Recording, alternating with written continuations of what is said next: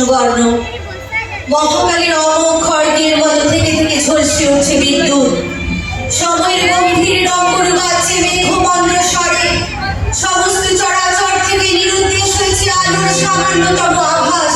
কোথাও চোখে পড়ছে না কোনো নক্ষত্র, তারা, চাঁদ, শুধু অন্ধকার, গাঢ়, তীব্র, বিষাক্ত নীল অন্ধকার। দিগন্তের সেই সীমারেখায় বিদ্যুৎ ঝলকে মাঝে মাঝে স্পষ্ট হয়ে উঠছে এক ভীষণ প্রচন্ড নারী মূর্তি। কে আপনি? কে?